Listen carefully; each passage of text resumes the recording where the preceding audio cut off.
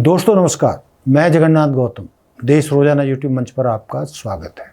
दोस्तों, एक बार फिर नए सिरे से देश में चर्चाएं शुरू हो गई हैं कि राहुल गांधी को जब तक उत्तर प्रदेश और बिहार में विधानसभा और लोकसभा में बहुत सीटें नहीं मिलेंगी, बहुमत में कांग्रेस उत्तर प्रदेश और बिहार में नहीं आएगी, तब तक राहुल गांधी का कांग्रेस को केंद्र में सत्ता लाने का सपना शायद अधूरा ही रह जाएगा। ये बात अलग है दोस्तों कि 2024 के लोकसभा चुनावों में कांग्रेस ने अपनी सीटों की संख्या 100 को पार कर ली, जो पिछली सीटों से लगभग दोगुनी है।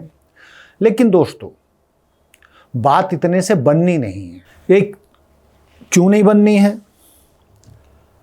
कि जो पिछले 2024 के लोकसभा चुनाव हुए तो उत्तर प्रदेश में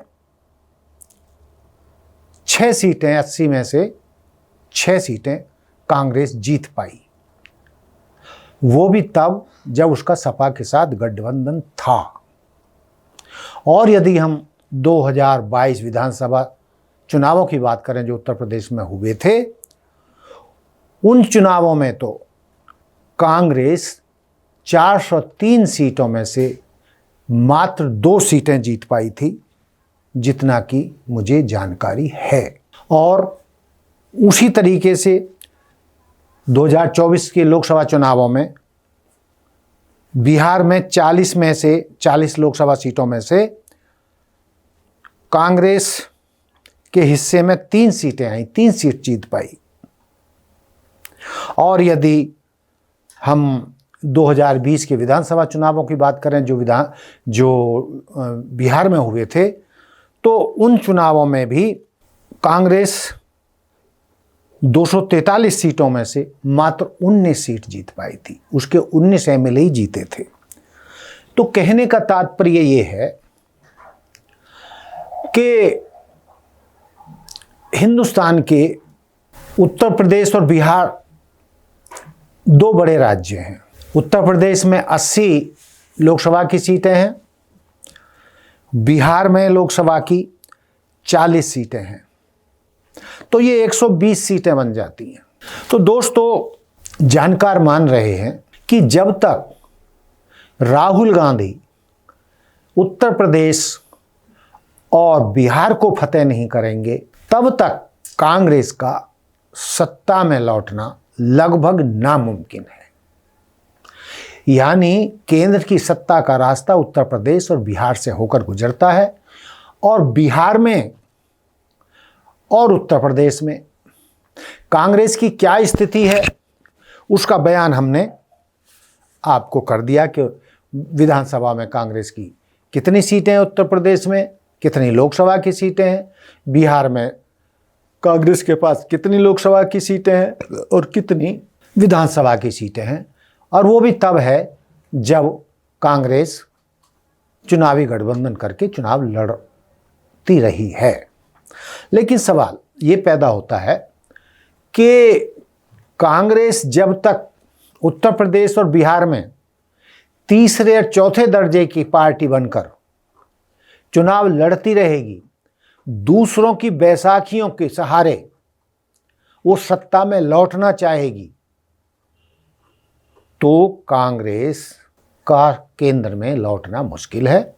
क्योंकि जब तक कांग्रेस केंद्र में सत्ता में थी, वो तभी थी जब वो उत्तर प्रदेश और बिहार में बहुत मजबूत स्थिति में रही थी।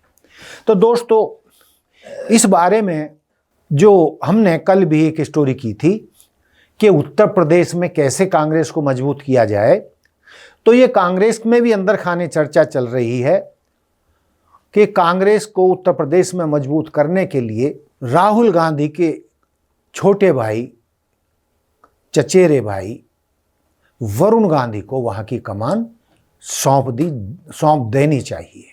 ऐसी खबरें चल भी पड़ी हैं।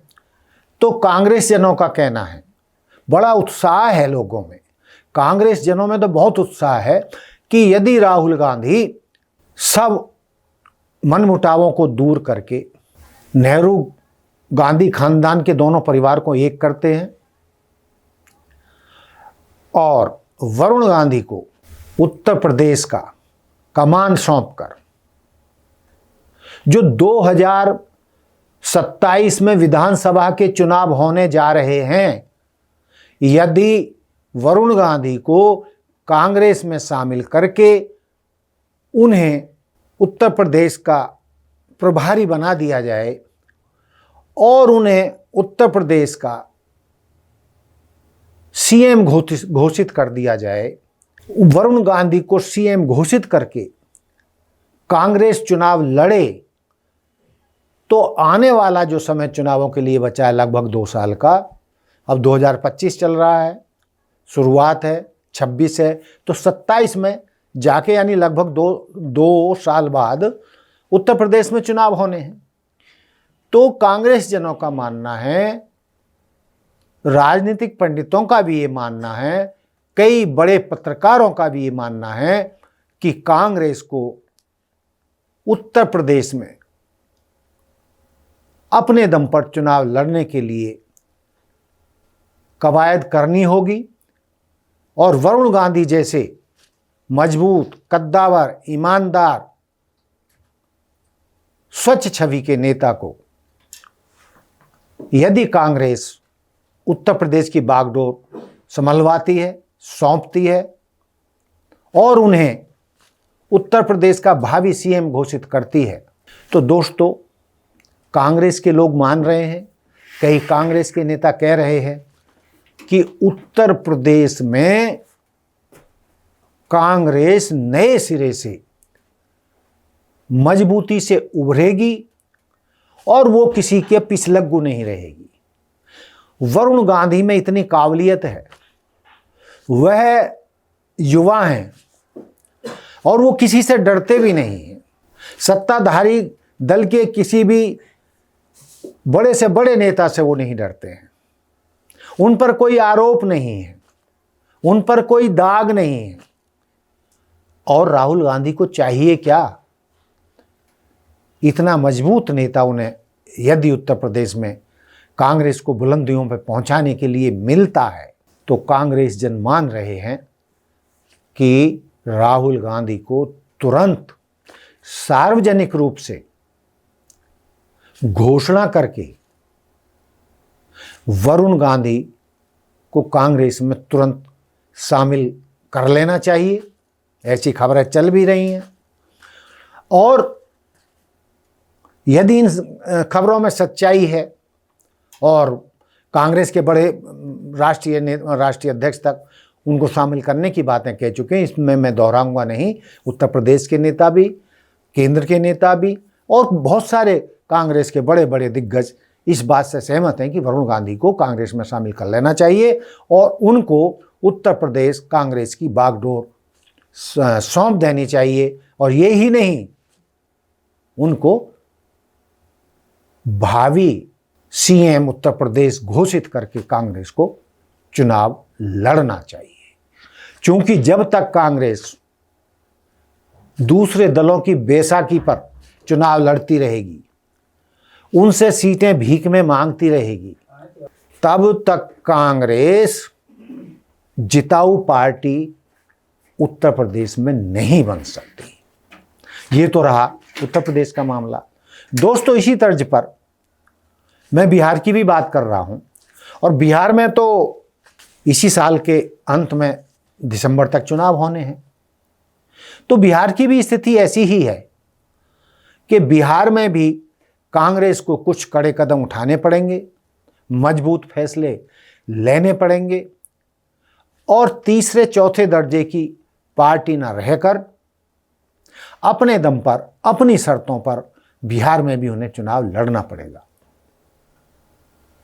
कई लोगों का तो ये मानना है कि यदि कांग्रेस उत्तर प्रदेश में वरुण गांधी को कांग्रेस की कमान सौंपती है और बिहार में पप्पू यादव को आगे लाकर कांग्रेस का मुखौटा बनाती है, कांग्रेस की जिम्मेदारी सौंपती है, कांग्रेस की कमान सौंपती है और उत्तर प्रदेश में पप्पू यादव के नेतृत्व में कांग्रेस चुनाव लड़ती है तो चौंकाने वाले रिजल्ट आ सकते हैं। कांग्रेस की स्थिति बहुत सुधर सकती है, उसके विधायकों की संख्या चमत्कारिक तरीके से बढ़ सकती है। अब कई लोग कहेंगे कि वहाँ तो उनका राजद के साथ समझौता है, इंडिया गठबंधन के साथ समझौता है। बहुत अच्छी बात है, राजद के साथ चुनावी गठबंधन करना या इंडिया गठबंधन बनाकर वहाँ पर चुनाव लड़ना बहुत फायदे का सौदा हो सकता है और मजबूती से इंडिया गठबंधन यदि वहाँ पर चुनाव लड़े तो भाजपा को या एनडीए को अब अगली बार इस साल के चुनावों में सत्ता में आने से रोका जा सकता है। अब सवाल ये पैदा होता है कि लालू यादव और पप्पू यादव या इन दोनों परिवारों के बीच कई बार 36 का आंकड़ा रहता है। जनता दल लालू यादव वाला जनता दल उनको पसंद नहीं करता है कई कारणों के चलते, लेकिन कांग्रेस ने तो अपनी नीति तय करनी है।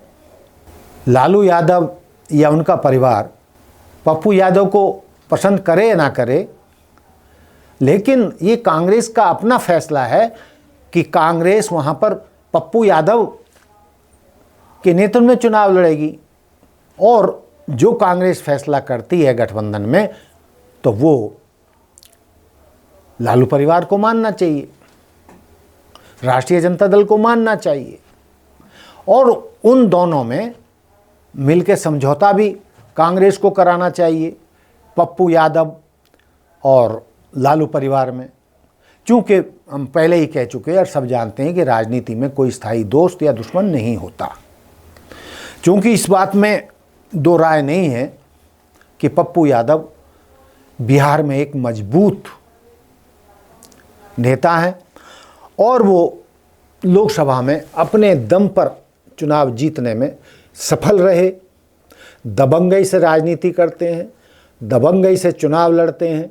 हालांकि उन पर कई आरोप भी लगते रहे हैं, वो जेल में भी रहे हैं और वो नेताओं का जेल में रहना, उन पर आरोप प्रत्यारोप या विपक्षी दलों द्वारा किसी नेता को जेल भिजवा देना आजकल आम बात हो चुकी है, लेकिन उन पर कोई आरोप इस तरीके के सिद्ध नहीं हुए कि वो राजनीति से बाहर हो जाएं। तो दोस्तों, कहने का तात्पर्य ये है कि कांग्रेस यदि उत्तर प्रदेश और बिहार में मजबूती से चुनाव लड़ती है, क्योंकि कांग्रेस में जो नेता हैं वो बहुत दमदार लगते नहीं। यदि वो दमदार होते तो 2022 के चुनावों में कांग्रेस 403 में से 2 सीटों पर ही सिमट के नहीं रह जाती। तो इसलिए कांग्रेस पिछले जितने भी चुनाव हुए हैं सबको आजमा चुकी है।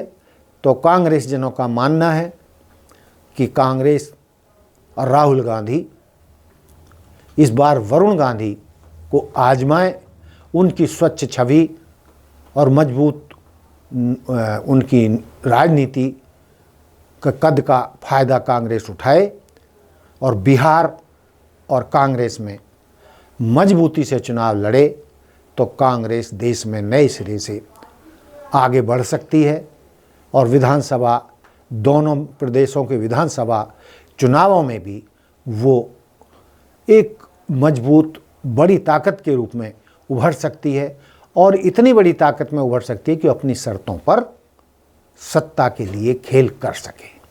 तो दोस्तों, मेरी आज का जो मुद्दा था यही था कि उत्तर प्रदेश और बिहार जब तक कांग्रेस के काबू में नहीं आएंगी, कांग्रेस इन पर कब्जा नहीं करेगी, यहाँ पर मजबूत नेताओं के हाथ में कमान नहीं सौंपेगी, कांग्रेस केंद्र की सत्ता में नहीं लौट सकती।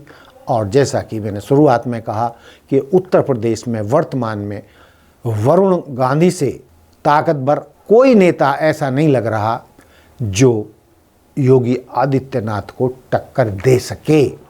और वरुण गांधी योगी आदित्यनाथ को तभी टक्कर देंगे जब कांग्रेस जल्द से जल्द उन्हें कांग्रेस में शामिल घोषित करके उन्हें उत्तर प्रदेश की कमान सौंप दे।